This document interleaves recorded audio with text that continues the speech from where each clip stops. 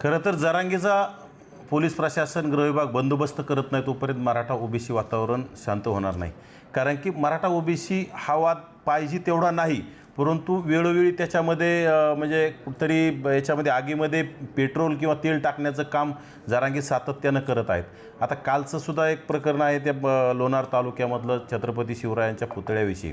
आता तो गावचा प्रश्न, छत्रपती शिवरायांच्या पुतळ्याची विटंबना असेल किंवा पुतळा बसवण्यासाठी विरोध करणं हे अतिशय निंदनीय आहे. त्याचा सर्वांनी निषेध केला पाहिजे. कारण की महापुरुषांचे पुतळे गावात असणं हे आदर्शदायी असतं आणि प्रत्येक महापुरुषाचे पुतळे, मी तर म्हणतो ज्या एखाद्या गावामध्ये एखादा समाज नसेल त्या जातीतल्या महापुरुषातसुद्धा पुतळा तिथं असला पाहिजे. त्यांचा आदर्श नवीन तरुण पिढीला घेता येतो. परंतु त्या गावातल्या काही लोकांनी विरोध केला असेल, परंतु त्याच्यात वेगळंच राजकारण जरांगे पाटलाने तिथं जाऊन केलं आहे.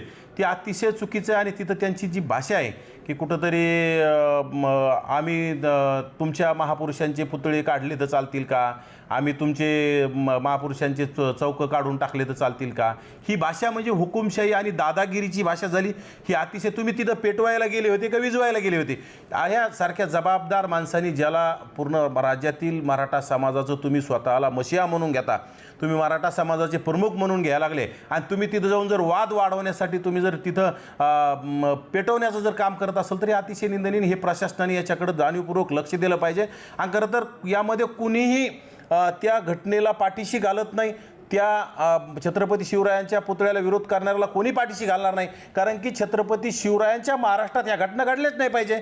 फुले शाहू आंबेडकरांच्या महाराष्ट्रात ह्या घटना घडल्या नाही पाहिजे, ही सगळ्यांची माहिती सगळ्यांची इच्छा असताना, परंतु जरांगे फक्त स्वतःची प्रसिद्धी आणि TRP संपलेली म्हणून त्या गावात गेले आणि तिथं कुठंतरी प्रक्षोभक भाषण करून तिथं कुठंतरी वाद निर्माण करायचा. ज्याप्रमाणे बीड जिल्हा पेटवला, आता बुलढाणा जिल्हा पेटवण्याचा जरांगेचा प्रयत्न आहे. यासाठी माझी राज्याच्या गृहविभागाला, गृहमंत्र्याला कळकळीची विनंती, ह्या 5वी नापास जरांगेला तात्काळ तुम्ही अटक करा, तरच राज्य शांत राहील, जातीजातीत सलोखा निर्माण होईल. नाहीतर काहीतरी निमित्त सापडलं की तिथं कुठंतरी जाऊन वाद निर्माण करायचा काय. आणि मला तर असं वाटतंय की त्या संजीवनीताई वाघ ह्या जरांगेच्या समर्थक आहेत पूर्वीच्याच, त्यांचे CDR सुद्धा आपण तपासले पाहिजे. कारण की त्यांचं जर काही ठरून केलेलं असलं तर आपल्याला सुद्धा त्यामध्ये सांगता येत नाही. आणि त्यातून आपल्या CDR तपासल्यानंतर कळू सुद्धा शकतं किंवा यांनीच काही आंदोलन पेटवण्यासाठी काहीतरी षडयंत्र केलेलं आहे का. काही यंत्रणा कामाला लागतात का, त्यांच्यावर विरोध जो आहे नक्कीच. आता धनंजय मुंडेंना कुठंतरी मंत्रिपद मिळण्याची शक्यता असं आपल्याला वाटायला लागली सामान्य जनतेला.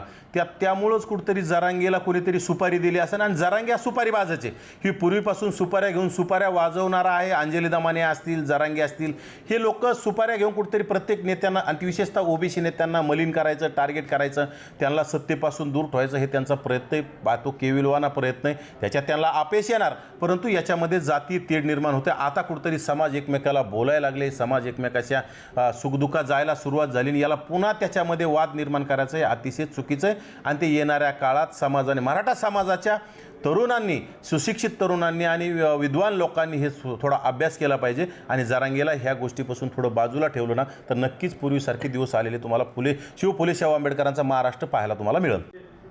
समर्थक आहेत, त्यांचं CDR तपासलं पाहिजे. त्या महिलेने स्वतःहून कपडे फाडले असं हे बघा, त्या गावामधील जबाबदार लोकांनी सांगितलंय की तिथं पुरुषांचा कुठलाही संबंध नव्हता. आणि ठीक आहे, महिलांमध्ये वाद निर्माण झाला असेल, महिलांनी सुद्धा एकमेकाचे कपडे फाडले असते ना, पण तिथं पुरुषांचं नाव घेण्याची गरज नव्हती, तेथील सरपंचाचं नाव घेण्याची गरज नव्हती. तिथले व्हिडिओ तपासले पाहिजे, तिथल्या सगळ्या गोष्टी CCTV काय जे असतील ते तपासलं पाहिजे. परंतु विनाकारण जाती तेढ निर्माण करायचं आणि विशेषतः वंजारी समाजाचा सरपंच आहे म्हटल्याच्या नंतर कुठेतरी तोंडातून आग ओकायची, विष्ठा ओकायची, हे अतिशय चुकीचं आहे ना.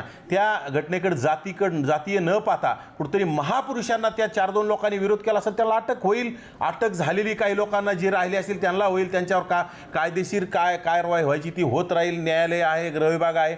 परंतु आपण तिथं जाऊन कुठेतरी जाती तेढ निर्माण करायचं, बोलण्याची भाषा आपली संयमी असली पाहिजे. समाजाला का टार्गेट करायचं आहे? व्यक्तीकडून चूक घडली तर त्या समाजाला टार्गेट करणं योग्य नाही ना, त्या व्यक्तींना आपण टार्गेट केलं पाहिजे. परंतु जरांगे वेळोवेळी आणि विशेषतः काल जरांगे तिथं बोलताना धनंजय मुंडेंना तिथं ओढण्याचं काम केलं. धनंजय मुंडे यांचा तिथं कुठलाही संबंध नसताना, धनंजय मुंडे यांचा तिथं कुठलाही संपर्क नसताना त्या गावातील छोट्याशा गावामध्ये अशा घटना घडत असतात, घडलेल्या आहेत अनेक ठिकाणी. पण तिथून आमच्यासारख्या कार्यकर्त्यांनी जाऊन ते मिटवण्याचं काम केलं पाहिजे.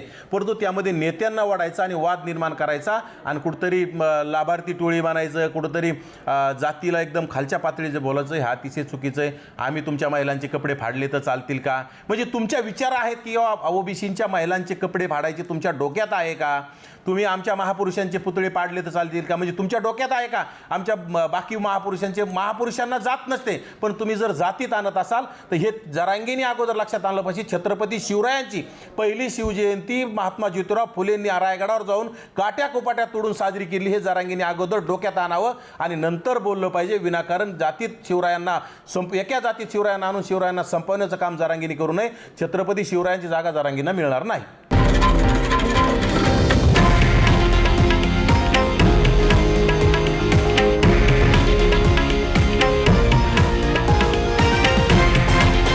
हे आहे देशातील नंबर 1 न्यूज नेटवर्क आणि आपण पाहत आहात TV9 मराठी, एकमेव.